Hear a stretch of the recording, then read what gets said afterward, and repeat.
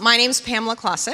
I am very proud to be the chair of the Department for the Study of Religion and a professor in the department.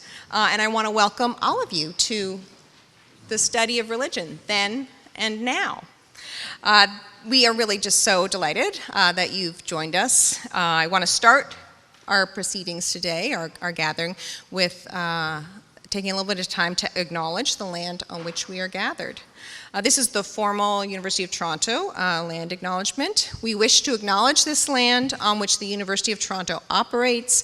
For thousands of years, it has been the traditional land of the Huron-Wendat, the Seneca, and it's the treaty lands of the Mississaugas of the Credit. Today, this meeting place is still the home to many Indigenous people across Turtle Island, and we're grateful to have the opportunity to work on this land.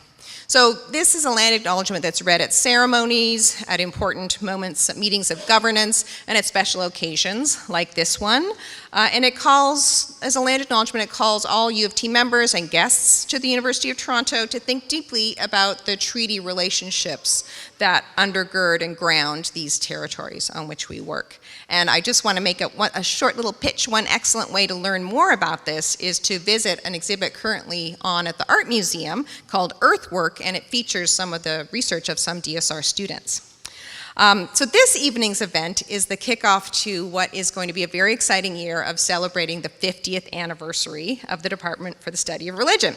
And we've oriented to the festivities to one of our very most important legacies, and that is the students we've taught, our alumni. So over the next 2 semesters, we've invited many alumni back to campus to share their research and share their visions for the future of the study of religion. And we're kicking it off tonight with 2 very special alumni, who you'll hear about more in a second. So please join us for these other events as well. If you need to, you can sign up and we'll tell you all about them. It's a great, great honor now to introduce you to Professor Melanie A. Woodin, who is the 17th president of the University of Toronto. Melanie took office on July 1st, 2025, so we are very lucky that she's joining us today. President Woodin is a professor in the Department of Cell and Systems Biology and the immediate past dean of the Faculty of Arts and Science. She's an internationally recognized neuroscientist and is extremely widely respected as a teacher, mentor, and administrator. President Woodin is also a champion of research and teaching in the humanities and the interpretive social sciences, which is what we do in the DSR. As dean, she was deeply curious about the research of her colleagues across the wonderful diversity of Faculty of Arts and Science, and now as president, her support for the university's interdisciplinary knowledge creation is really going to build our future. So thank you for taking on that role, Melanie. We are very grateful to you, Melanie, for taking time to bring us greetings on this very special occasion. So I'll turn it over to you.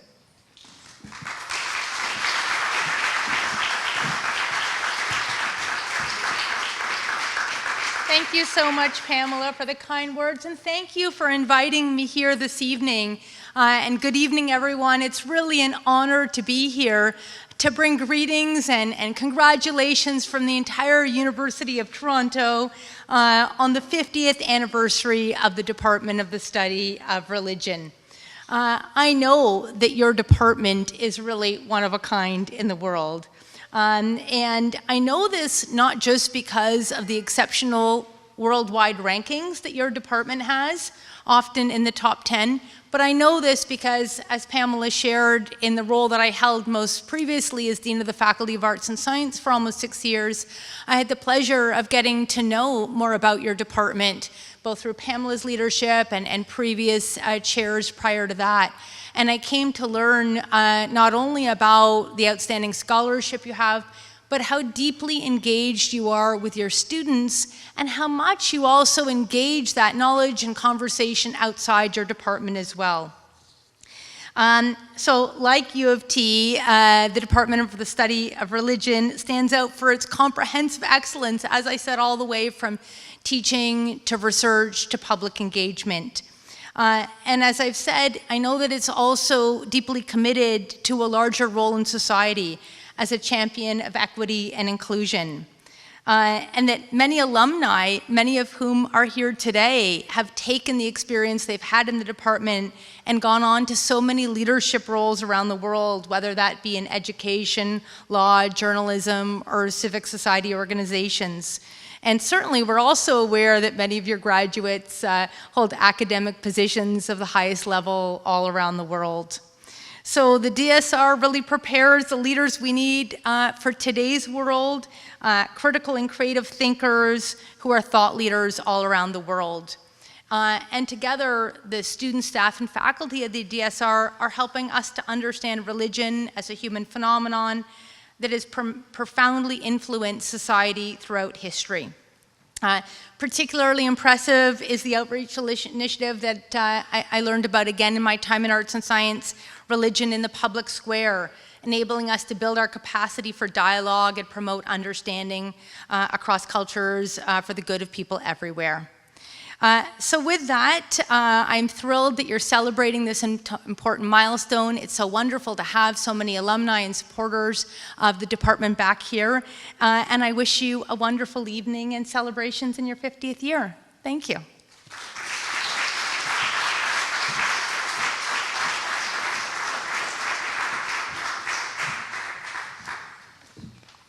Thank you so much, President Woodin. So to prepare for our anniversary, I've been delving into the archives and this very informative little red book. If you haven't read one, just let me know. I can get you a copy. None other than Jane McAuliffe commissioned this book for the 20th anniversary of the Center for the Study of Religion.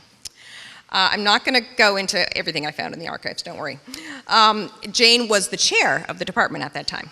The archives also include Jane's notes for her preparations for the 20th anniversary celebrations, which gave me comfort as we worked on our plans, because many of their ideas were very similar to ours. Let's bring back the alumni. Here's a short version of some of the things I've learned. In 1975, the undergraduate University Department of Religious Studies was founded in the Faculty of Arts and Science, and this was thanks to the hard work and vision of many professors, including those at Trinity here, Victoria College, St. Michael's, and University College, and some faculty at what was then called Arundel, or now UTM. And these professors were primarily scholars of Christianity and what was called religious knowledge back then. And they thought it was important that students have the opportunity to study religion as an academic pursuit. And freedom of thought and freedom from the religious tests that used to determine this university, religious tests of your Christian orthodoxy, freedom from that was key to their vision. And then in 1976, the Graduate Center for the Study of Religion was formed with a mission to be a leader in graduate education, the study of religion. And by 1992, under the leadership of Jane McAuliffe, the two units were merged to become what is now the Department for the Study of Religion. And I think the story of the founding of the DSR is a fascinating window onto the history and the future of the University of Toronto, which is going to be turning 200 in 2027. It was a university founded in Christian and colonial principles, and now it's a place of profound diversity. As an institution of higher education, we try to reckon with our responsibilities articulated in the calls to action of the Truth and Reconciliation Commission around residential schools. And in the DSR, students can now take courses on Islam, Buddhism, Judaism, indigenous spiritualities, Christianity, and much more. Professors and graduate students publish across philosophy, anthropology, psychology of religion, historical studies, textual studies. I think we've lived up to and perhaps even, well, yes, definitely even surpassed the vision of the people who founded us. Before I turn you over to my colleague Amira Mittermaier, I'd like to say a few thank yous. First to Interim Dean Stephen Wright and the Faculty of Arts and Science who supported this event, and especially to Advancement and Alumni Relations folks, including Courtney Boost, Sarah Franca, Bilal Khan, and others. I'd also like to thank the generous donors to the DSR who support our students through scholarships and support us to put on events of public engagement like this one. Thank you to Trinity College for this beautiful space, and then my deep gratitude goes to the amazing DSR staff who brought this event into being, especially Michael Twomley, Tanya Prue, Siri Hansen, Fareshta Hashemi, also Amy Nguyen is here, and Harjeet Baines is also here, and they're all amazing. And then lastly, but not least, thank you to our panelists, Amira Mittermaier, who is over there, Amir Hussain and Jane McAuliffe, and then also to all of you for coming to celebrate with us. So now I will introduce Amira, and then she's going to introduce our panelists. So Amira Mittermaier is Professor of Anthropology and the Study of Religion here at U of T, and she received her doctoral degree at Columbia University. She's the author of the multiple award-winning book, Dreams That Matter, Egyptian Landscapes of the Imagination, and also of Giving to God, Islamic Charity in Revolutionary Times. And she's been supported by a Guggenheim Fellowship for her next book, which is forthcoming, called 99, A Kaleidoscopic Portrait of Allah, which is amazing book. It's not out yet, though.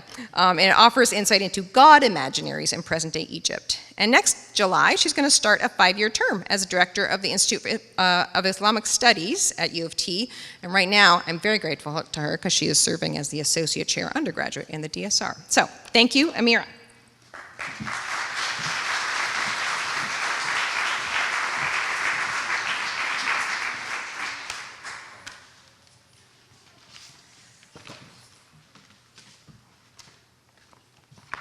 Thank you so much, Pamela, and thank you all for being here. I'm really delighted that you have joined us today to kick off our 50-year anniversary celebrations by looking back at how the study of religion has taken shape at U of T and beyond.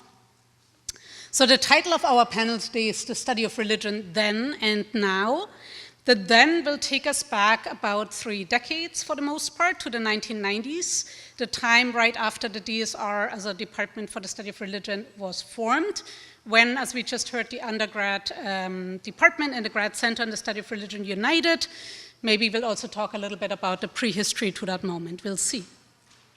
The now is a very particular moment. It's a time when universities are condemned by the far right for supposedly brainwashing their students, when the humanities once again are being declared to be in a state of crisis, and when we have been witnessing the downsizing or closing of religious studies departments south of the border. So religion, we might say, is alive and well in this current moment, but the field of religious studies is suspect, at least to some. So I think it's crucial to think about what the study of religion has been, what it is now, and what its relevance is in this current moment, and maybe its potential too. So I'm delighted to have a chance today to discuss these kinds of questions with 2 of the DSR's most distinguished alumni. So I will briefly introduce our speakers. Professor Jane McAuliffe is an eminent scholar of Islam and specifically of the Quran and Muslim-Christian relations. Her many books include Quranic Christians, Abbasid Authority Affirmed, With Reverence for the Word, the Cambridge Companion to the Quran, and the Quran, a Norton Critical Edition. She's also the primary editor of the 6-volume Encyclopedia of the Quran, which is a key reference work for experts and non-experts alike. I think importantly, she's also written for a broader audience, including the book, The Quran, What Everyone Needs to Know, Oxford University Press 2020. Her work has been supported by many prestigious foundations, including the Guggenheim and Rockefeller Foundation. She's received multiple honorary degrees, including one from the University of Toronto. She's been elected to the American Philosophical Society, the American Academy of Arts and Sciences, and the Council on Foreign Relations, among other things. Her connection to the University of Toronto is that she completed her MA and PhD here and later served as inaugural chair of the newly formed Department for the Study of Religion from 1992 to 1998. From there, she went on to become dean at Georgetown College and then president of Bryn Mawr College. She's also served as the president of the American Academy of Religion in 2004. And that's just a brief summary of a long bio, but as you can see, Jane McAuliffe is not only a leading voice in Islamic and specifically Quranic studies, but also someone who can offer us a bird's eye view of the study of religion and academia more broadly. Professor McAuliffe will be in conversation today with our second esteemed guest, Professor Amir Hussain. Professor Amir Hussain completed his BA, MA, and PhD at the University of Toronto, the latter two at the DSR, or the Center for the Study of Religion, and then the DSR. He's now Professor of Theological Studies at Loyola Marymount University in LA. Like Professor McAuliffe, he's a leading scholar of religion, specializing in the study of Islam, and he too is involved in interfaith dialogue. Of his many publications, I will just highlight 3 books: Oil and Water, Two Faiths, One God for 2006, Muslims in the Making of America, 2017, and One God and Two Religions, Christians and Muslims as Neighbors from 2025. In addition, he's co-edited multiple world religions textbooks. And yet another thing that our 2 guests have in common is that Professor Hussain too has served as president of the American Academy of Religion, and before that had a long run as the editor of the flagship journal of the American Academy of Religion.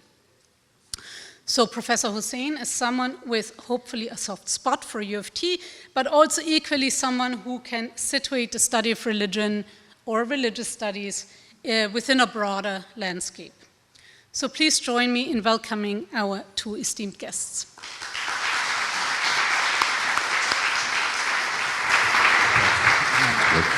Okay. So here is how we will proceed. I'll pose some questions to our 2 guests, inviting them to reflect on the study of religion now and then, and maybe also a little bit here and there, meaning north and south of the border, if you're willing. And then we'll open it up to the audience for any questions you may have, and that will be followed by a reception where we can continue these conversations more informally. So once again, thank you so much for joining us. Thank you so much for helping us kick off our celebrations and helping us think about what the study of religion is in this current moment. To begin, I would like to ask each of you to reflect a little bit on your academic journey. What led you to the study of religion, and where did it take you? Would you like to get us started? Sure. I'm happy to begin, but before I begin, I do want to say how exciting it is to be back here. If I tear up at some point during these proceedings, it's just out of sheer excitement and delight at being back in these very, very special places. Religion and an interest in religion goes back to my very earliest days. I was raised in a devout Roman Catholic family. It was common practice to dissect Father's sermon at the Sunday dinner table, and an interest in issues of theology was just a kind of constant part of our family. I went to Catholic schools right through college, and when I was in college, although I majored in classics and philosophy, I also took a lot of theology courses. I then got married a week after graduation to the lovely gentleman who is sitting in the front row, and I got busy with childcare real quick because we had 2 children within 3 years. But when they were sufficiently, I would say advanced, they're always advanced, I began to take some courses, some graduate courses in religion. We were living in New York then. I took some things at Fordham and then at Union Theological, and I had a kind of generalized interest in philosophy of religion and religious pluralism, but it was very unfocused. But then in 1976, several things came together perfectly. One, my husband was offered a job teaching Renaissance Italian literature at the University of Toronto. Second, I had just won a fellowship that would allow me to fund graduate work, PhD work anywhere in North America. And third, the University of Toronto had just decided to start a graduate program in religious studies. So I started that program, and we all started, as you know, with method and theory in the study of religion. There are some alumni of method and theory in the study of religion in this room, I know. And I think I came in with, a very generalized interest, but no focus at all. And then in that first year, I took a course with the late, great Michael Marmura in medieval Islamic philosophy. And I was astonished. I had no idea about this extraordinarily rich intellectual tradition. and no sense of how often it connected or reflected my own Christian tradition, and in many ways how it didn't.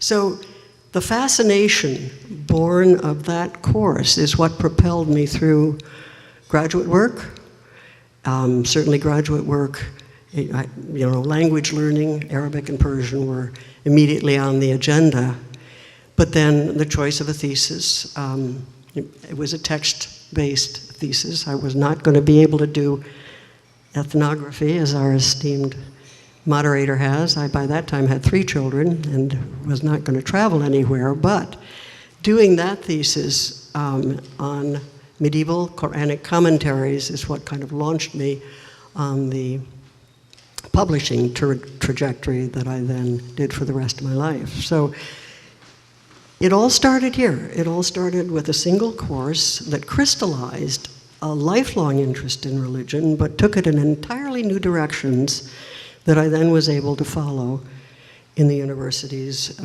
where I was after that. First Emory, and then back to Toronto, then Georgetown, then Bryn Mawr, and finally 5 great years at the Library of Congress. So that's as quickly as I can do it, the journey. Thank you so much. Amir. Yeah, so the short version of my story is I grew up working class in Parkdale. If you asked me what I wanted to be when I grew up, I would have said a doctor. A, because that was the smartest thing I could think of. B, as the child of immigrants, you had 4 possibilities as a career. You could be a doctor, a lawyer, an engineer, start your own business, and that was it, You come to university, and it was amazing, and this idea of there's this category called intellectual, like you get paid to think. You can get a job doing this. If you'd asked me in high school, do you want to be a teacher when you grow up, I would have said, heck no, because I saw what my friends did to high school teachers, and it was not pleasant, But the university was completely different, and just extraordinary people. So my undergrad was at University College, in psychology. Peter Richardson, who passed away earlier this year, the last time I saw Pamela was at Peter's funeral in March, was the principal, and he was astonishing. Straight out of the Old Testament with the beard and the voice. And I want to be like that guy. Like, that guy's really cool. And then it was studying English literature. So I had a major in psychology, minor in English.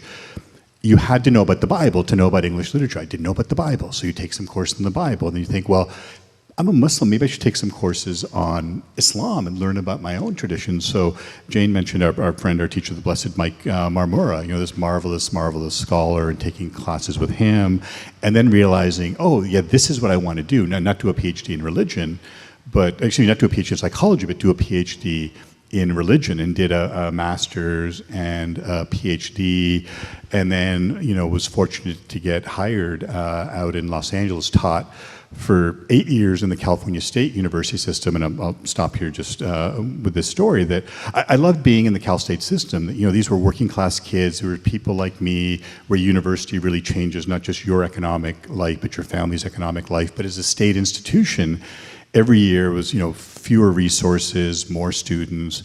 They brought in a new chancellor who very publicly said, and it's funny what you remember from 20 years ago, that he saw the California State University system, and I quote, as creating educated workers for the California workforce. And I thought, I thought I was trying to create educated citizens for the world, not workers for California. Is there a place that's doing this in Los Angeles? Well, it was Loyola Marymount, the Jesuit school. And that was my first thing, was Jesuit school. Who are the Jesuits? Well, they're Catholic order. Catholic school? Why would I go to a Catholic school? I'm not a Christian, 20 years later, I can't imagine a better place to be than this Catholic Jesuit institution teaching about Islam and Muslims, both in Canada and in the US. Thank you. So you've both already mentioned the transformative impact of coursework here, Michael Marmura's classes, and maybe method and theory too. But given that the DSR was so central in your trajectories, could you maybe take us back to your time here and share one key memory from your time at the DSR, something that really stuck with you? You want to get us started? Yeah, well, let me start. And I don't mean to embarrass Jane, but it's a Jane McAuliffe story. I don't think she knows that I'm going to tell this story, but don't worry, it's a good story.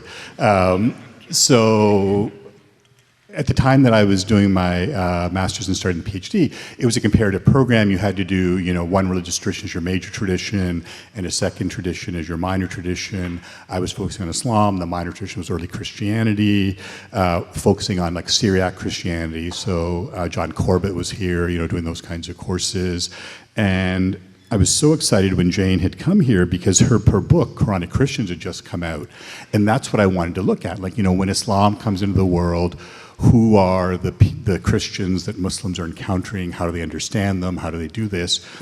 And Jane, I don't know if you remember this, but Jane sort of very nicely took me aside and said, okay, that seems like an interesting dissertation topic to work on. Your Arabic's not bad. You're going to have to work a little bit more on that. You're going to have to learn Syriac, because all the documents you want to look at, for the Christian side are in Syriac. That'll take a couple of years. Then the manuscripts you want to look at for this aren't in libraries, cataloged there in monasteries across Syria and Lebanon. So you have to go there, and you have to make nice with the monks, because of course they're not going to give you access unless they know who you are. That'll take a couple of months. Then you'll get access, and then you have to find these things. That'll take a couple of months. Then you have to translate them. That'll take a couple of years. Then you can start writing your dissertation. Or, she says, you can write something about Muslims in Canada or Muslims in Toronto, because there's not much work about Muslims in Toronto, and you could start tomorrow. And I'm like, I will start tomorrow rather than, so that this thing about how did you get into this, it was Jane. It was like, yeah, you can start this tomorrow. And so I've always been thankful to Jane for that, bit of advice that gave me a career. So thank you. Oh, you're welcome, Amir. You're welcome.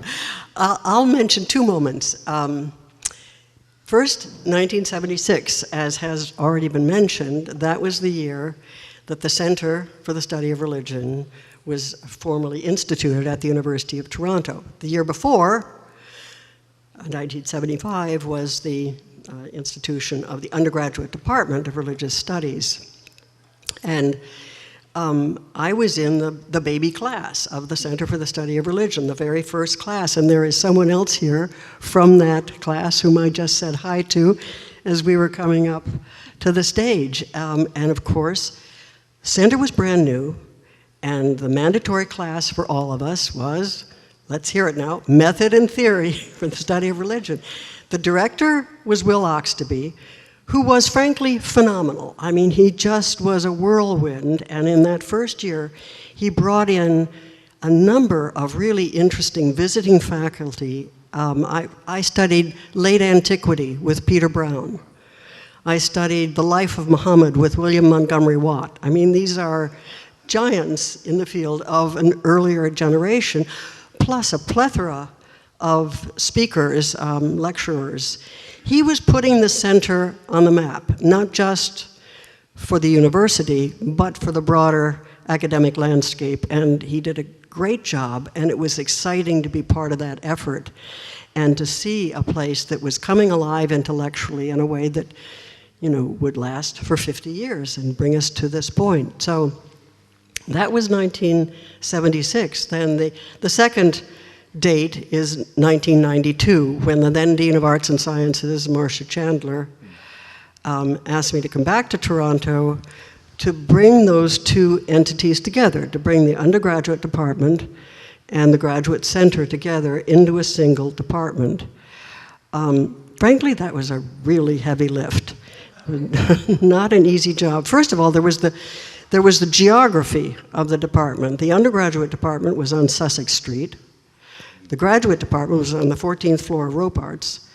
And so all of that had to be moved into what was actually a beautiful space, a lovely space on 123 St. George, just south of the current department's headquarters. I walked by 123 St. George yesterday and my heart sank. It looks awful, and there's a great huge hole in the front yard. They're doing, obviously, renovations for the entities that now own that. But that, bringing the department together was pretty much the job for that first year. It also meant working with the School of Graduate Studies to get faculty or graduate faculty status for some of the undergraduate faculty. And it was an opportunity again to bring the study of religion in both graduate and undergraduate formats to the attention of the whole university. There was a moment there when they really had their spotlight on us. They were handing us some money to make this move, to start things up, to really build what would be a program that the university could take pride in, as they obviously do. Thank you both. Shifting a little bit to the now and then, could I ask you to reflect a little bit on how the study of religion has changed since that time that we just spoke about? So over the past, say, 30 years, method and theory has been a constant. We still have method and theory, but what are some differences in the field that you find noteworthy? Well, as I said earlier, my graduate work was very much text-based, and that was not unusual. I mean, it was a philological focus. My professors, I did most of my coursework, not in the department, but in the Department of Middle East and Islamic Studies, and that was Oxford and Cambridge trained professors in Arabic and Persian studies. So philology was just the coin of the realm at that point. Huge changes since then. One Amir has alluded to, and that was opening of the study of Islam in North America. In 1976, you could put on a bookshelf that wide the number of volumes, number of books and articles on North American Islam.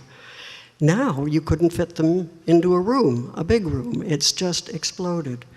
Another area is represented by Amira, anthropology, ethnographic studies. I mean, for my professors, and I loved them, but Islam for them was the Islam of at-Tabari, the Islam of Ghazali.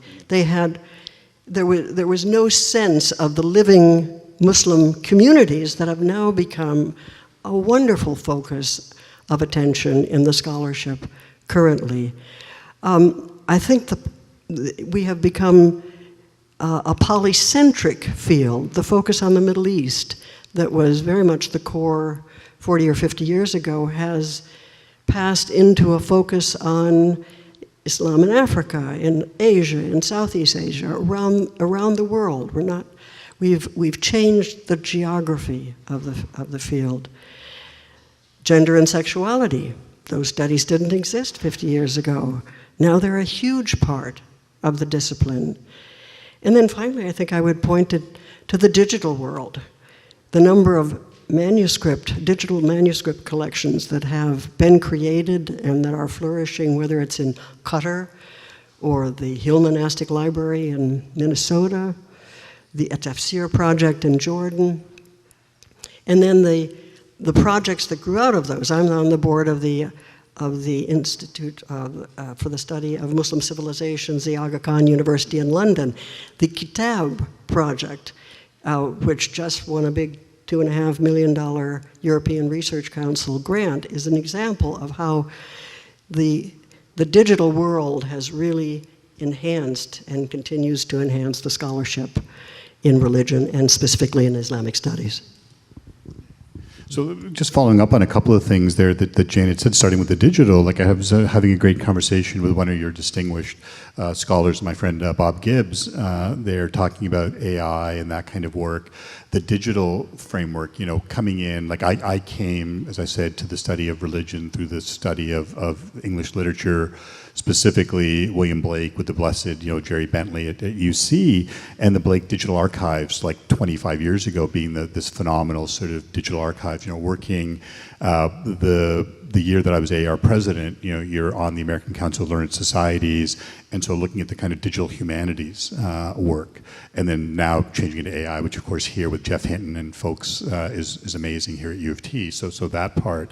What Jane was saying about the growth in things, I spent the morning at the Institute for Islamic Studies that I understand Amira is going to be the new director of, with Anwar Ayman and his Muslims in Canada archive project, which is phenomenal, like having these archives of this material that just wasn't there, even 30 years ago when I was doing my dissertation. The kinds of things that we put under the umbrella of lived religion, how is religion actually lived out? It's not a new idea. I mean, I was fortunate to have so many great teachers, not just those that were on my committee. And so I think now of Wilfred Cantwell Smith, who'd retired back to Toronto. And I was telling this story to one of Anvar's students that, in 1940, when Wilfred wanted to learn about Islam in a Toronto that had maybe 5,000 Muslims in all of Canada, for him it was a no-brainer. Let me go to the country with the most Muslims. Let me actually live with Muslims, talk with Muslims, understand what they do. That country was India in 1940, before partition, before independence. Now it's Indonesia. Now Indonesia is the country with most Muslims. 1940 was India. And so that sense of, so when I say lived religion, I don't mean as a new idea. Wilfred did this in 1940, but how do people actually live this out? That's really the crucial kinds of things. When I started teaching, religion in film was a new idea. Now everyone has religion film classes. I was just talking with someone that teaches the religion film class here at U of T. I think it's going to be religion and music in the next thing. I'm wearing the Drake shirt for lots of things, not just to rep the Six and do that kind of thing, but that's the music. It's the religious music isn't the hour that you sing in church. It's the 167 hours that you're not in church. Do we pay attention to that kind of lived reality? So I think those are the kinds of things that I think are fascinating. Now, there's a whole other, the looming sword is the threat to the humanities, the threat to the study of religion in particular. We can talk more about that, but I think it's really fascinating seeing in just the 30 years that I've been doing this work, how things have changed and changed quite dramatically. Could I add just a footnote? Two things. One is, especially in the field of Islamic studies, as an example, is how constantly there's something new. I was at a conference at NASA last week, the National Aeronautic and Space Administration, because when I was at the Library of Congress, I was director of a program on astrobiology that connected NASA with humanistic scholars at the Library of Congress. And so they brought back a host of these scholars who had received funding from NASA and the Library of Congress for an anniversary celebration. And as one of them was going through his talk about work that he had done at the Library of Congress, he put a slide up on the board that had books, recent books in astrotheology. And one of them was a book called Islamic Theology and Extraterrestrial Life. And I said, wow, there's something new every day. The other brief thing, and Amir is a perfect example of this, is that when I came into the field, most of the faculty were Euro-American faculty. And as a consequence of the change in immigration laws in Canada and the United States in the 1960s that brought so many wonderful people in from Asia, South Asia, and other Muslim-majority countries, whose kids then went through schools and through universities and through PhD programs here in North America. Now, I think it's fair to say that probably most of the active faculty, at least in the younger ranks in our colleges and universities who are teaching Islamic studies, are Muslim heritage faculty. And that's an enormous change. Thank you both. And I'll just say, having come into the study of religion myself after getting a PhD in anthropology and joining the department about 17 years ago, I've certainly appreciated how welcoming the field is to other disciplines and methodologies. Not just different backgrounds, as you just mentioned, but also welcoming in a field like anthropology in a way that not every field would, I think. The next thing I wanted to ask you about is more specifically this field of interfaith studies that you're both involved in. In a previous conversation we had, the four of us had, you both mentioned that when in the old days students here would have to study two different religious traditions, which is not the case anymore. So maybe that planted the seeds also in part. And now, Amir, you teach Islam in a Jesuit institution. So could you just think out loud a little bit about where this field of Muslim-Christian relations or interfaith studies more broadly is at, and where you see this kind of work going in the future? Let me start with that. It goes back in lots of different ways. So next month we celebrate the 60th anniversary of Nostra Aetate, the Vatican's declaration on interfaith, specifically between Catholics, Muslims, and Jews. But it goes back for literally centuries in the Christian world. Like you develop friends with Franciscans, for example, and they talk about the encounter that St. Francis, before he was St. Francis, had with the Muslim Sultan Malik al-Kamil in 1219. And when the constitutions of the Franciscan order are written, it's when you are among Muslims, not if, or perhaps you might be like when you live among Muslims, so that for the Franciscans, interfaith dialogue is 800 years old, doing that kind of work there. Jane alluded to, the shift in faculty. So I look at like my dissertation committee was Jane, Will Oxtoby, Mike Marmora. Wilfred wasn't on the faculty. It was a beautiful relationship where I could just go and talk with him and not have to worry about him grading my work or anything like that. But you look at that, Jane is a Catholic, Will was a Presbyterian, Mike was an Anglican, and Wilfred was United Church. So as broad a spectrum of Canadian Christians you could get, but no Muslims, there. What are the sort of sensibilities that you bring? How do you understand those sorts of things? Which was something that Wilfred did when he was at Harvard, at the Center for the Study of World Religions, sort of bringing in, if you were writing a dissertation on X, this religion, you had to have someone from that community, on your thing. And that was just as a check to say, yeah, no Jew reads the text like this. Like, this is some imaginary Jewish construct that you've got. Maybe have someone that understands what this tradition looks like. So I think that becomes really important. But it's this sense of, teaching in a Jesuit school. I love that, because the idea that you can bring your whole self to the room. It's not a secular institution. You don't have to check your religious identity at the door, which for some of us I can't check in the way that I can't check my gender identity. I can't check my, physical appearance or anything like that. That this is who I am. This is the body that I'm in. This is the way I see the world. This is the way the world sees me. And to be able to connect in that way that isn't about conversion, which it may have been in the old days.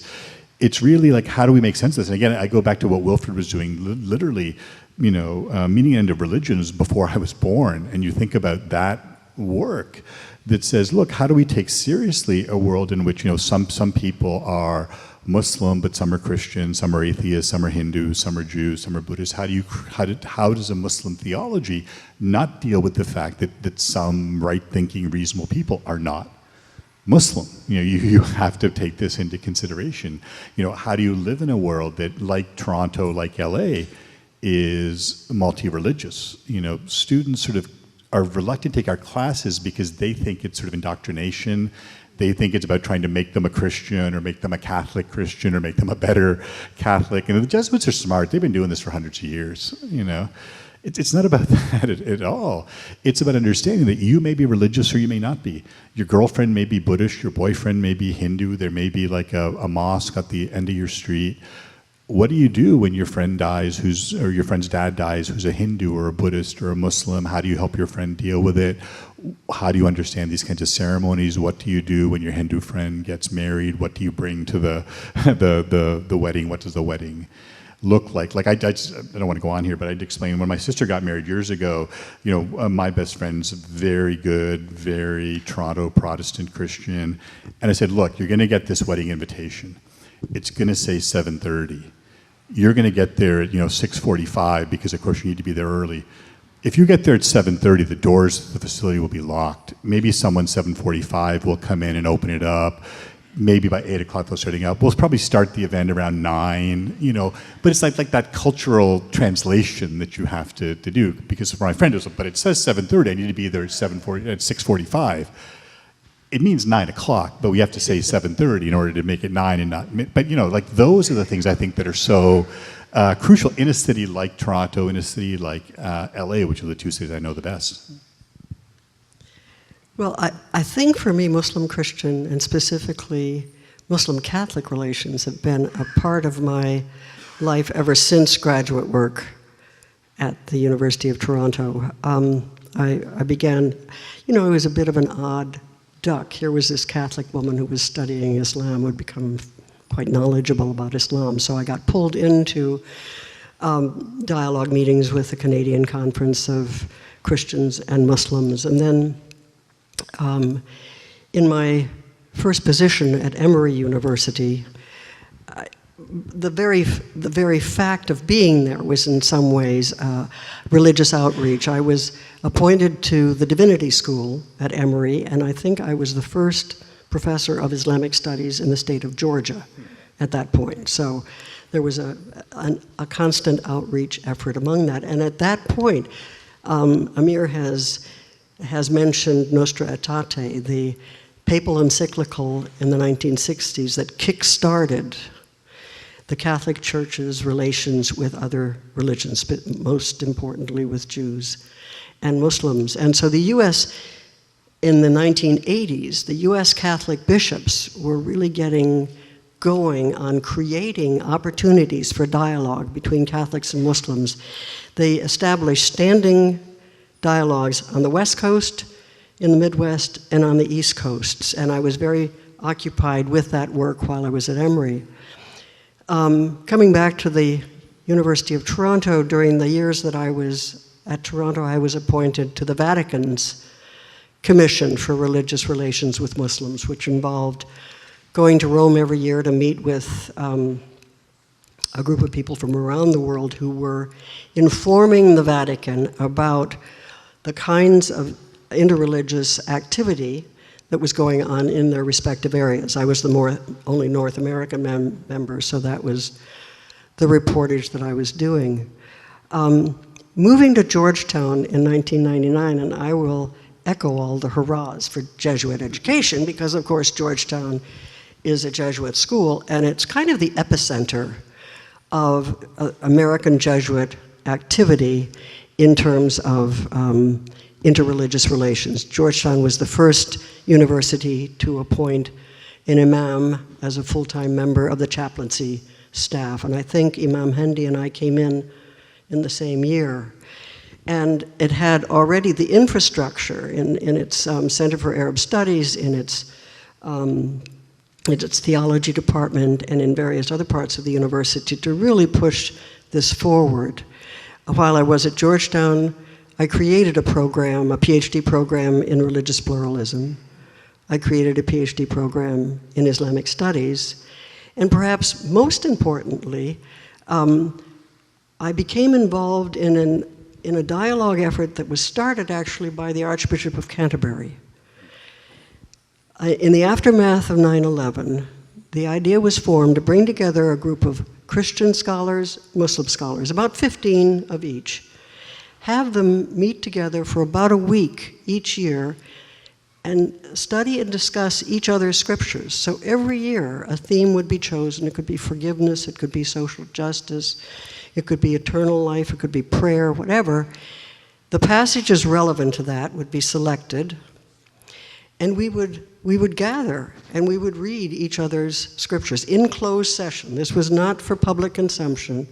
It was a way of really delving deep, really getting to the point. And out of that, as you might imagine, or maybe you wouldn't imagine, I found it surprising, a good bit of the conversation turned out to be intra-faith.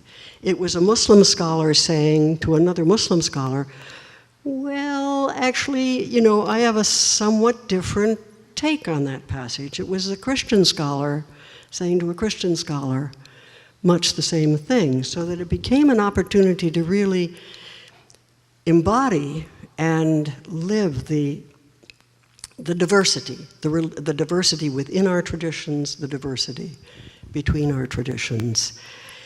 Where do we go with all of that? Well, 2 weeks ago, I was at a conference celebrating the 60th anniversary of Nostra Aetate. This was a group of people who have been involved in interreligious dialogue for decades. Clearly, they saw the institutionalization that occurred in the after Nostra Aetate in the 70s, the 80s, and the 90s.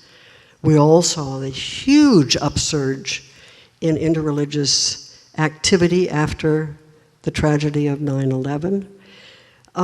That, I think, to some extent has leveled off. And of course, very recent events in the Middle East have made triliteral dialogue, Christian, Muslim, Jewish dialogue, virtually impossible. So the question was very present in this conference. Where is interfaith dialogue going? But they were asking the question after a period in which it had become actually normalized.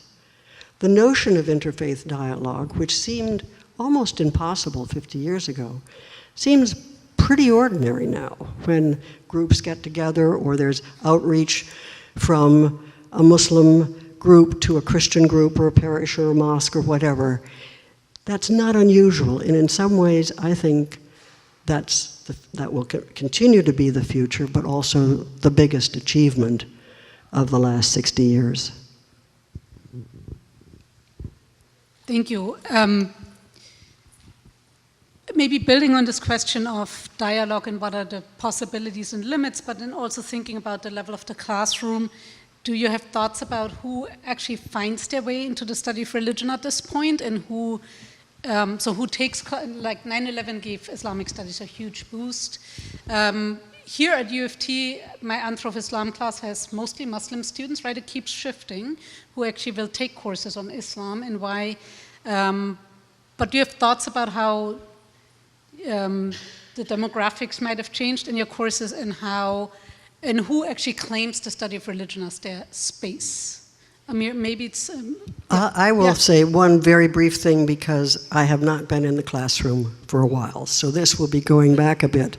But when I came back to Toronto in 1992 and began actually to teach in the department and teach courses on Islam and the Quran, virtually all of my students were Muslim. And that had not been the case, when I was a graduate student. Most of the students were just kind of Canadian kids, but now they were almost entirely Muslim students. And once again, one of the most fascinating classroom dynamic was that notion of one Muslim student questioning another Muslim student's response. Nobody in that class was allowed to say, Islam says this, because they were certain to be challenged. But I leave you there in 1990, maybe 95 or 96, and turn it over to Amir.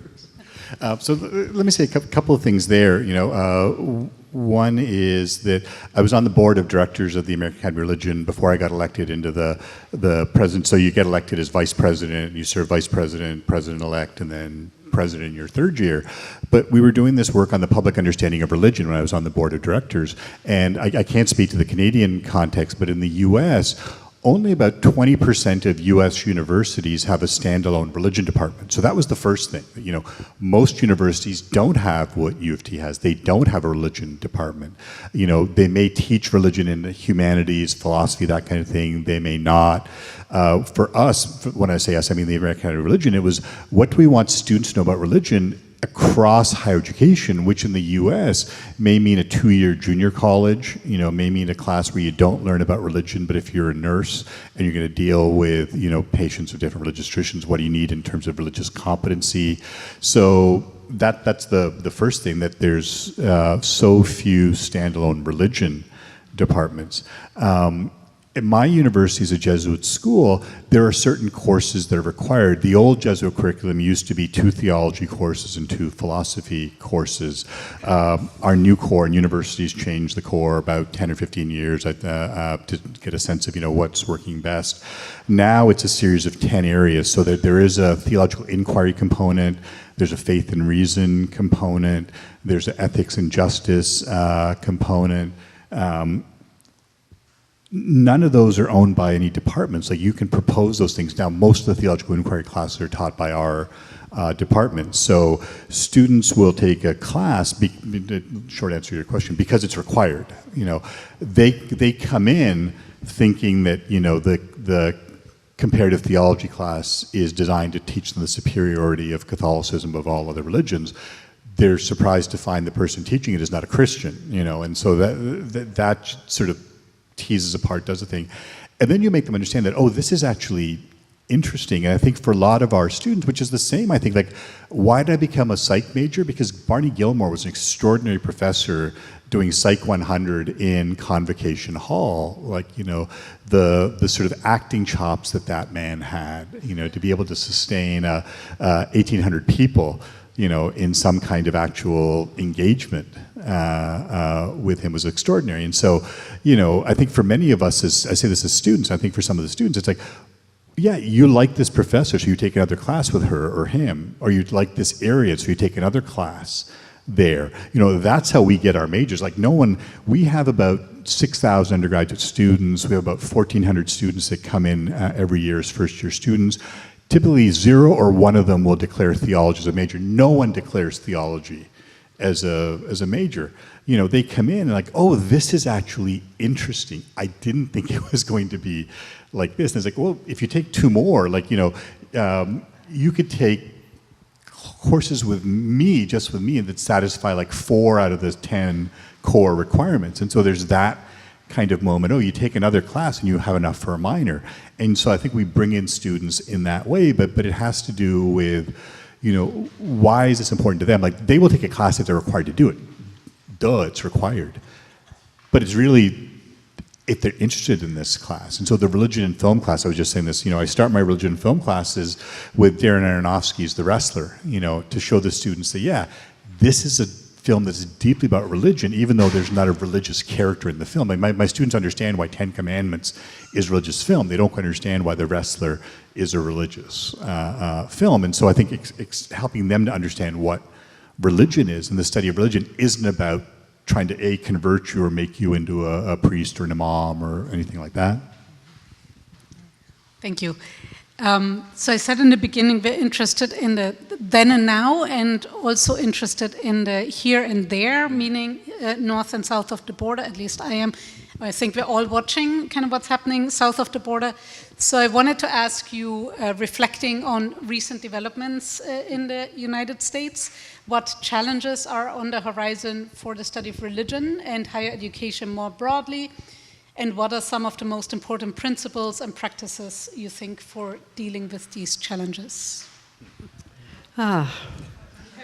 Maybe we could begin with a moment of silence for higher education in the United States. It's been a crazy, crazy 8 months, as you can imagine. So I think the broader landscape is looking extraordinarily shaky. I still have faculty status at Georgetown University, so I attended the fall faculty convocation, on Zoom with the current interim president at Georgetown, and he just sketched out what the consequences to the budget at the university were and were likely to be as a consequence of the disastrous cut in research funding, the tax on endowments, and the escalating tax on endowments, and the increasing difficulty, if not the refusal, to allow international students to come to the United States to pursue their degrees. There's simply been nothing like this constellation of forces that has hit American higher education. Admittedly, it's mostly at the elite universities at this point, but at the same time, there's this ideological wave of what you can't teach, and of being, being fired for something that your student records you saying, so that the fear factor that is now gripping faculties, I think, across all levels of American higher education is just disastrous. So, where are the bright? I don't know where the bright spots are, frankly, at this moment. It's all just been such a torrent of attacks that, I loved coming to Toronto yesterday. I loved walking through a university campus and knowing that this university may have its budget issues, but it was not being targeted in this way. Earlier this week, I listened to a Council on Foreign Relations conversation with Mark Carney. He mentioned the Canadian university system in that conversation several times, with pride, with excitement, with saying, you know, what engines of innovation they are and what an important part they play in building the social fabric of the country. I got off that webinar and I almost wept because, you know, that's what we'd like to have in the United States. And frankly, at the moment, I don't know what the future is.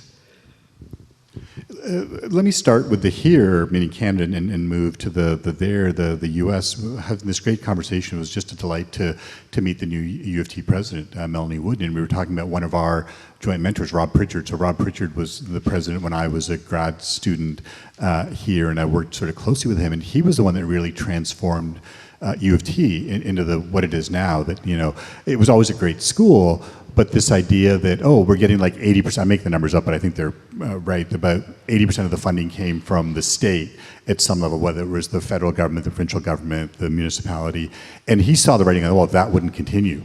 Now I think it's like 20% that comes from the state, 80% comes in other kinds of ways.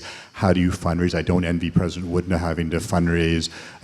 I don't know the numbers, I haven't seen them. I suspect U of T's operating budget is probably $1.5 billion to $2 billion a year. Like, you got to come up with $2 billion every year just to keep the thing going. Forget about building a new building or anything like that.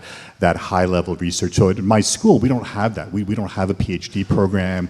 We don't have a medical school. We don't have any kind of biomedical research that needs a $6 million grant just for a piece of equipment. To, you know, I got $1 million grant for my department.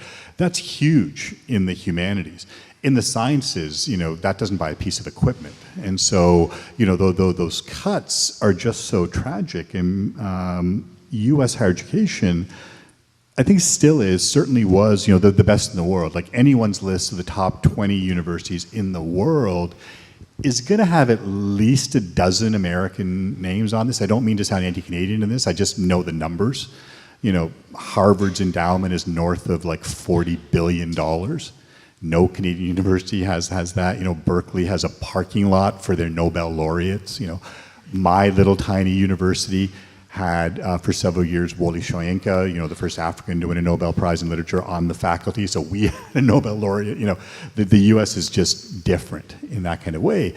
But it's the funding for research that's being cut that's terrible. It's the not just international students, but just as I was coming in, the announcement about H-1B visas. So when I moved to the U.S. as a Canadian scholar, it was an H-1B visa. Now, new H-1B visas apparently going to be $100,000. It's like, yeah, we start our faculty at about $95,000 a year. If you're being hired as an assistant, tenure track professor in our humanities, it's probably $95,000. You can't afford $100,000 that year for your visa to come here to attract like the best in the world. It's sort of crazy making, and I think, you know, the gain becomes Canada's, of folks thinking, oh yeah, I can come here, I'll get the funding, I'll get the support. I mean, what U of T has with like just the Connaught Fund, for example. Now I understand that the accent of that being the discovery of insulin here, but using that money, spinning it off, having the money for research. I won't name the school, but I got recruited to a Canadian university, and I just asked them sort of disingenuously, like, oh, I mean, disingenuously, I have to remember my words. So what's your internal funding for research? Like, well, we don't have any. I'm like, what do you mean you don't? You're a research school. Like, that means I have to apply to Shirk if I want any kind of like, and again, the humanities, that's $15,000, it's $20,000, it's $100,000. I'm not applying for a $10 million grant. But U of T has that money. You can apply like internally, you don't need to go outside of that. And so I think those kinds of things are really, really important. But getting, and going back to where I started with Rob Pritchard, you know, sustaining that, how do you get that funding base to do that. And again, U of T has those accidents of history, geography. You're in this city, you've got this history, you've got people that have come out of here. You know, just talking with Pamela about the news, I guess it was last week that Hal Jackman's donated another $80 million to the law school. Like, you know, you're getting those kinds, like, those are nice to, that's, you know, I'm proud of being a donor to the University of Toronto. I'm not in the Hal Jackman category of donors, you know, but if you're going to fix the law school, if you're going to, you know, fix the law school is the wrong word, if you're going to improve the law school, you know, you need those kinds of funds. You need that level of support and getting it from the government, getting it from individuals, getting it from corporations. Now there's dangers with that. Medical schools rife with those kinds of issues. You know, if your work is being funded by a drug company and your work shows that maybe the drug that that company's producing isn't such a great drug, what do you do? What happens? So those are their own kind of ethical issues, but I think it's really crucial to have this because this is what's so important. I mean, I look at myself as a working class kid who's a product of U of T. My sister's an engineer, I'm a professor. Like, our lives are demonstrably better than the lives of our parents because of university education, which was really good and affordable. Like, and I'll stop here. I mean, my first year at U of T, it's funny what you remember, but you remember this. My tuition was $1,250. I had a scholarship for $1,000. So I only had to come up with $250 for tuition, you know. I'm not asking you what tuition is now. I suspect it's a little more than $1,250. I suspect your scholarship may not be more than $1,000. So, you know, like those kinds of things, you know, what do you do? And so having that, I think, is so crucial because of what it generates, you know, for the common good here is so, so important. Thank you for these honest responses. You know, I think university is under threat. It's also an opportunity to rethink what we want the university to be and what it could be. I'll try to end on a slightly more positive note before we open it up, which is to say, which is simply to ask you why would you say undergraduate and graduate students should continue finding their way to the study of religion now and into the future? Well, I think some of what I've heard about the current department gives me enormous hope. I mean, you have clearly found the way to attract students in a manner that is just not the case with every religious studies department in North America. You're helping your students connect the study of religion to other parts of their education, other parts of their life. And in fact, I lobbied a little bit for Pamela to be on this panel so she could tell us the answer to this question, which I think as it's being lived here in your department, is showcasing the possibilities of what can be.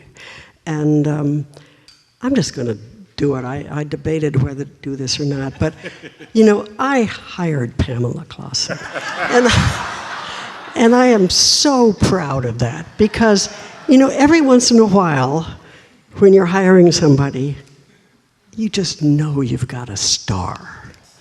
And that was the case with that particular. Okay, back to your question. But I do think, I mean, what I've been hearing in the conversations we had over the summer before this panel, and in what I've been hearing since I got here to Toronto, is a very vibrant, lively department that is, in fact, attracting students and taking them from one course to another and filling Convocation Hall with an intro course. I mean, I never heard of that anywhere else. So bravo to you. No, so echoing what Jane said, I think part of it is extraordinary faculty. You know, why do you take a class in religion? Because you've got great faculty.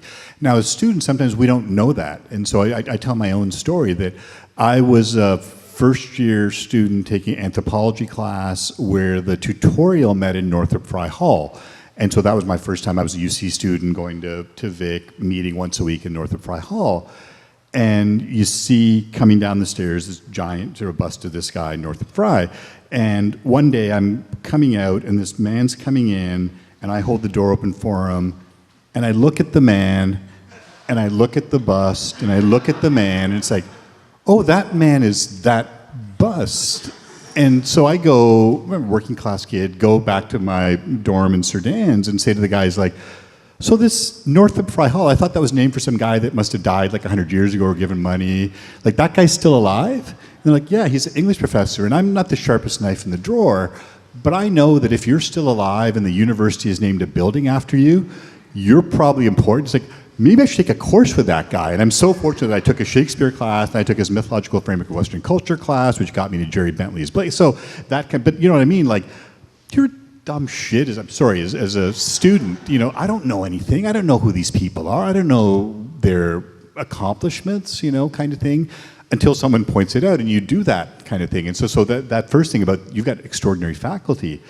The second thing is that religion is still an important force in the world. Like, even though you have a lot of my students will not identify as religious, but when you press them on that, they still do certain things. They still do that. Nah, I'm not saying because they're forced by their parents.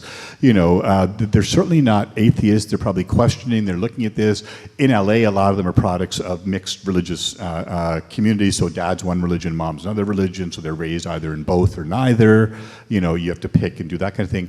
But the idea that it's still a force in the world, it's still important. You want to learn about art. You want to study about literature. Like, you know, this is Fry's The Great Code, which, you know, Peter Richardson had a great, you know, rejoinder as a biblical scholar to Fry's work as a literary scholar. But I think the thesis still holds up. Like, if you want to understand Western literature, you have to know the Bible. You know, it's that kind of thing. Not about any moral excellence or religious excellence, but these are the stories that shape who we are. You know, I think that's really crucial. And so I think for the students to begin to understand those stories, to learn those stories, to learn their own stories, to learn other people's stories. Again, going back to where you are here in Toronto, this incredible metropolis, which wasn't always the case. You know, I talked to Jane about this. Like, we came to Toronto in 1970. In 1970, Toronto was like not a white, it was a British city. I mean, Jane would have been the exotic other in 1970 in Toronto because she's Catholic. Like, you know, you think about that Toronto and the Toronto that you live in now, you know, with this huge diversity, multiplicity, how do you make sense of it? And the last thing is, the kinds of courses that you teach are extraordinary, because it's not just the textual, it's not just going in depth into the Quran. It's about the art, it's about the music, it's about the cultural expression, it's about the anthropology, it's about the psychology, it's about the sociology of it. So just within Islamic studies, I mean, Amir is going to be the new director of the Institute for Islamic Studies here, and there's, what, like 80 people that teach about Islam across the university? I mean, it's phenomenal across all sorts of different departments, and that's important to learn, not just about Islam, but about all the different religious traditions in sort of unexpected ways. Like, I was meeting with a friend who lives out by Mimico Creek and on Marine Parade Drive, and there's the memorial to the Air India victims, and I thought, oh yeah, like Canada has that.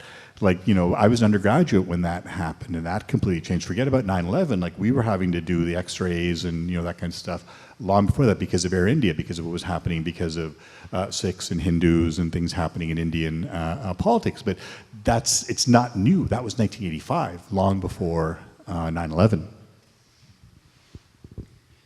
Thank you both so much. I would like to leave a little bit of time for questions from the floor, if there are any. So let's open it up. Thank you, Professor Lachlan, for that question. You know, about federated colleges. So, you know, they started as these independent, you know, here was the original charter, I think, was to King's College, which was to train men for the Anglican Church, which then became the University of Toronto. You've got St. Michael's College, Victoria College, that was Methodist before United Church, then United Church when the United Church happened 100 years ago.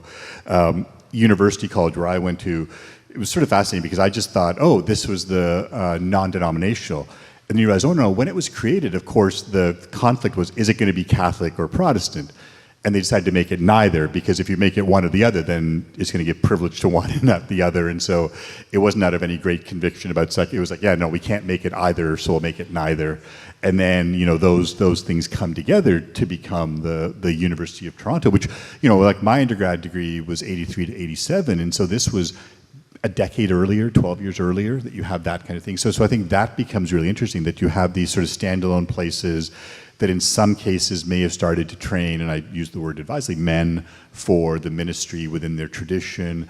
What do you do? Like, it was fascinating to me to come to U of T, to UC in '83, because it was either 83 or 84 that was the 100th anniversary of women being admitted, to the university, and this idea of, well, one can forget about Muslims and when are women considered, part of this. And it was fascinating, like Peter Richardson, one of my first memories of Peter, the principal of University College, was I was on scholarship, and there was a scholarship dinner, and that was the first formal dinner I'd ever been to in my life as a working class kid. And it started with a toast to the Queen, and I thought this is how rich people started all their dinners. But the toast was, "Gentlemen, the Queen," and the response was, "the Queen." And I was so delighted to be included in the gentleman part of that. I didn't think about the fact that half the room wasn't included in that toast. And this is like 1983, like 100 years after. So you get what I'm saying here. I think those kinds of changes become really interesting. But to have that, and to have the Toronto School of Theology, because I think the training people for Christian ministry is a very separate thing than training people for the academic state of religion. Not that they're mutually exclusive, but they're different there. To have that, to bring in the theological kinds of voices, to have both TST and the DSR, to have individual faculty at, let's say, St. Michael's as a Catholic place, or Trinity as an Anglican place, or Vic as a United Church of Canada place, becomes really important. And so I think that history creates these amazing opportunities.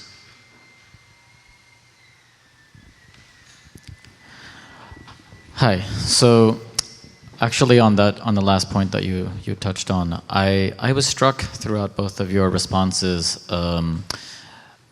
just how you emphasized the appreciation for Jesuit learning and sort of religious scholarship that is coming from the standpoint of a religious subject. And I think that's something that a lot of students and maybe faculty can resonate with here at the DSR. On the other hand, the DSR kind of defines itself, at least officially, as, a secular department that is committed to the study of religion. And I'm sort of interested in, what was the history like? How was it when you were at this department? Was that as self-consciously a part of it, and what do you make of that shift over time? It was very much at the foundation of it. I think we have to be very grateful to the federated colleges and to the subset of faculty whom Pamela mentioned in her opening remarks, who were really the ones who instigated the university attention to this subject, to the point of making it an independent department, but it had to be on the terms of utterly independent from any denominational affiliation and completely open to what was then always called the critical study of religion. And I think that remains the intellectual foundation of the department and of the discipline, but there will always be a tug, as there has long been, between those who would argue that there is no such thing as the academic study of a tradition to which you are personally committed, and those who would say, yes, there's a way of bracketing that and making letting the text say what they will, letting the situation, the ethnography, the fieldwork say what it will. But that hasn't disappeared. You are absolutely right to raise that question, because it has not gone away, and I don't think it ever will. But the very fact of the question motivates or reinforces the importance, I think, of what we would call the foundational approach of the DSR as it looks at religions without respect to confessional affiliation. Just to add a word there, so when I became editor of the Journal of the AAR, my editor's note quoted from one of my great heroes, Chris Christopherson, writing about another hero, Dennis Hopper, in The Pilgrim, and never knowing if believing is a blessing or a curse, you know. So when I was here at then, it was funny because I was saying this to Amira, my master's degree is from the Center for Religious Studies. My PhD is from the Department for the Study of Religion. And so just, you know, those interesting, both with the shift and the name change there. But it was very clear that what we were doing was the academic study of religion. It wasn't theological. Theology happened over there at the Toronto School of Theology. We were the cool kids. They were the ones doing this suspect, you know, kind of theological, wishy-washy stuff. We were hardcore. Now, what was fascinating was psychology at U of T is a science. So my undergrad is actually a Bachelor of Science. So we had to do statistics, experimental design, research. So like, I understand how science is done. And some of my friends who are more scientifically inclined, like, they don't seem to understand how scientists actually work. Because it's like, yeah, scientists don't do that. They actually do this. That's a separate thing there. But I think very clearly we were told that what we were doing was the secular, non-confessional sort of study of religion, which I understand and appreciate. On the other hand, as a Muslim studying about Islam in North America, I don't know that you can't not bring in theological voices into that conversation, and so you have to have those kinds of things. And so for me, like I said, if you told me when I graduated, you know, you're going to A, find yourself teaching in a Jesuit theology department, and B, you're going to love it, I would have said, well, why would I go to a Jesuit theology? I'm a scholar of religion. I'm not a theologian. I don't have any theological training. Why would I be in an institutional kind of setting that you know, proclaims one tradition over others? But I didn't talk about this in terms of, you know, the current administration, but that's been fascinating that, you know, as a Jesuit school, our then provost, now our president, lovely guy named Tom Poon, has said very publicly that, look, we lean into the DEI work because it's our mission. As a Catholic school, how can we not talk about race, class, gender, you know, all sexuality, all those, like, that's important. So it's not that we're doing this to be woke or DEI work or anything like that. This is part of our mission. And so I love that, you know. And if you talk to folks that are there, you know, and again, the Jesuits are, now I teach a Jesuit school, I have to say nice things about the Jesuits, otherwise they will beat me.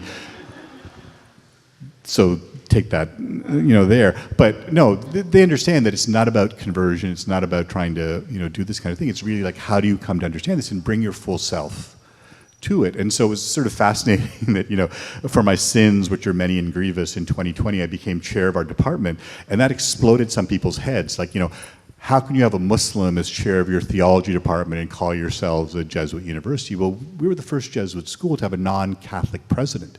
You know, because again, it was about excellence education. You know, when our last Jesuit president, it's a funny connection with Jane, because she went to Georgetown College when the dean of Georgetown College, Bob Lawton, came to LMU to become president of LMU. So we have this really interesting connection there. Bob knew that his health wasn't as good as it was letting other folks know, brought in our provost, who was dean of our law school, and all of us wanted him, Dave Burcham, as our next president, you know, when Bob announced his retirement, you know. And you had 90% faculty agreement on this. Like, for those of you that know university politics, you're not going to get 90% faculty agreement on anything. Not that it's a nice day, oh, it's too cloudy, it's too sunny, it's too hot, it's too, you know. We wanted him. Slight problem, our charter said you had to be a Jesuit. Dave's a Protestant. The Jesuits, to their credit, changed the charter. You know, they realized, okay, if we insist on a Jesuit president, we're going to get the 15th best candidate. If we insist on a Catholic, lay Catholic, we may get the 4th or 5th best candidate. If we want the best candidate, we're going to get this guy, but he's a Protestant. We'll change the charter. So I love that. I love that sort of flexibility there, where it's not rigid and doctrinal in the negative sense of that. But I think that relationship between theology and the study of religion isn't as clear-cut and divided as I think some of us would like to have been. And I say that as someone who's a life member of NASR, the North American Association for the Study of Religion, created by folks who thought that the AAR was too sort of theological. I say that as someone who's a former AR president, who tried to bring in theological voices, which I don't think are not, I'm not saying that, I'm saying they're not unwelcome at the table. You need to have theological voices sometimes when you're talking about the study of religion. Sorry, it's a long answer to a very good question. Can I borrow your mic? Thank you both so much. We're at the 7 o'clock mark, so I'll suggest we continue the conversation during the reception. Pamela, I'll turn it over to you to formally close the event, I believe. Yes? Add any final words of wisdom? All I want to say is thank you, Amir. Thank you, Jane. Thank you, Amira, for a really interesting conversation. Thank you for those excellent questions, Vivek and Reed. Can always count on you. And thank you all for coming. And please do stay. We have lots of food, lots of drink, and we will look forward to seeing you at some of our future events. Thank you.